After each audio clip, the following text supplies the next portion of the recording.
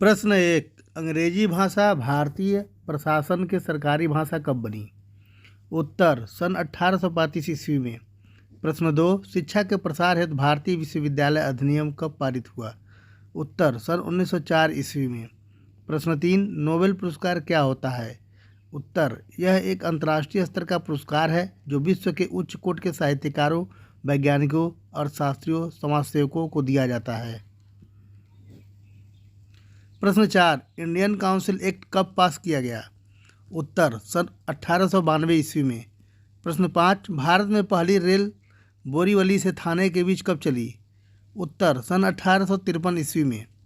प्रश्न छः, doctor CV Raman ने अपने कार्य और योगदान के आधार पर भौतिकी के क्षेत्र में कौन सा पुरस्कार प्राप्त किया? उत्तर, नोबेल पुरस्कार। प्रश्न सात, किस अधिनियम के द्वारा वायसराय की परिषद के सदस्यों की संख्या 12 से 16 कर दी गई? उत्तर, इंडिया काउंसिल एक्ट 1892 ईस्वी। प्रश्न आठ, मैकाले भारतीयों को अंग्रेजी माध्यम से शिक्षा क्यों देना चाहता था? उत्तर, लॉर्ड मैकाले भारतीयों को अंग्रेजी शिक्षा देकर ऐसे व्यक्ति तैयार करना चाहता था जो आत्मा और आस्था से ब्रिटिशवादी होंगे। प्रश्न नौ, ब्रह्म समाज की स्थापना किसने की थी? उत्तर, राजा राम मोहन राय ने। प्रश्न 10, लॉर्ड बेंटिक ने सती प्रथा पर रोक कानून कब बनाया? उत्तर, सन 1829 ईस्वी में। प्रश्न 11, दयानंद सरस्वती ने किस संस्कृति को अपनाने पर जोर दिया? उत्तर, वैदिक संस्कृत को। प्रश्न 12, ज्योतिबा फूले ने किस समाज का गठन किया? उत्तर, इन्होंने सितंबर 1873 में महाराष्ट्र में सत्य शोधक समाज का गठन किया। प्रश्न 13, सावित्री बाई फूले कौन थीं? उत्तर, माता सावित्री बाई फूले ज्योतिबा फूले की पत्नी थी। इन्होंने अपने जीवन को एक मिशन की तरह से जिया जिसका उद्देश्य था विधवा विवाह करवाना, छुआछूत मिटाना, महिलाओं की मुक्ति और दलित महिलाओं को शिक्षित बनाना। जिन्होंने पुणे में प्रथम बालिका विद्यालय की शुरुआत की। शिक्षा से जुड़े कार्यों के साथ साथ इनका सामाजिक कार्यों में भी सक्रिय योगदान था। प्रश्न 14, नवजागरण से क्या तात्पर्य है? उत्तर, धर्म तथा समाज से संबंधित पुराने परंपराओं एवं मान्यताओं में परिवर्तन लाने के लिए प्रयास नवजागरण कहलाता है। प्रश्न 15, ब्रिटिश सरकार ने विधवा पुनर्विवाह अधिनियम कब पारित किया? उत्तर, सन 1856 ईस्वी। प्रश्न 16, आर्य समाज की स्थापना किसने की? उत्तर, स्वामी दयानंद सरस्वती। प्रश्न 17, सत्यार्थ प्रकाश की रचना किसने की? उत्तर, स्वामी दयानंद सरस्वती। प्रश्न 18, रामकृष्ण मिशन की स्थापना किसने की? उत्तर, स्वामी विवेकानंद, सन 1896 में। प्रश्न 19, साइंटिफिक सोसाइटी विज्ञान समिति की स्थापना किसने की? उत्तर, सर सैयद अहमद खान ने, सन 1864 ईस्वी में।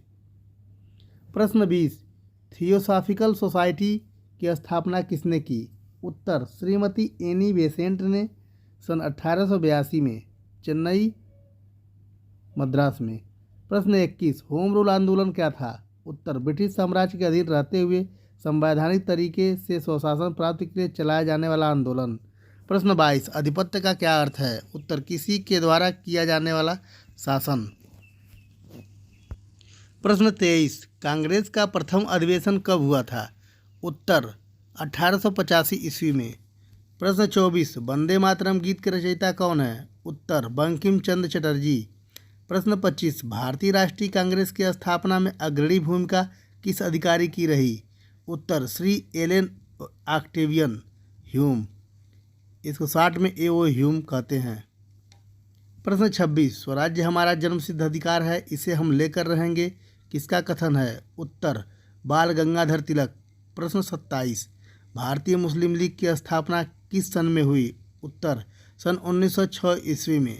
प्रश्न 28, कांग्रेस के प्रथम अधिवेशन में सम्मिलित होने वाले भारतीय नेता कौन कौन थे? उत्तर, दादा भाई नौरोजी, काशीनाथ, फिरोज शाह मेहता, एस सुब्रमण्यम अय्यर, पी आनंद, गोपाल गणेश आगरकर और सुरेंद्रनाथ बनर्जी। व्योमेश चंद्र बनर्जी इस अधिवेशन के अध्यक्ष थे। प्रश्न 29, कांग्रेस के प्रथम अधिवेशन में घोषित उद्देश्य क्या थे? उत्तर, पहला, देश के विभिन्न भागों के राजनीतिक और सामाजिक नेताओं को एकजुट करना। दूसरा, भारतीयों में राष्ट्रीय एकता की भावना विकसित करना।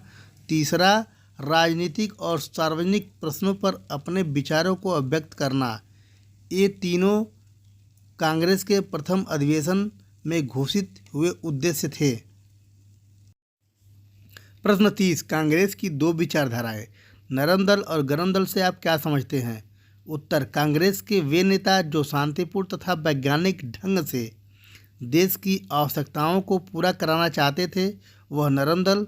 दूसरी तरफ गरम दल वालों का मानना था कि अंग्रेज सरकार से केवल अनुनय विनय करके भारतीय अपने विचारों अधिकारों को नहीं प्राप्त कर सकते।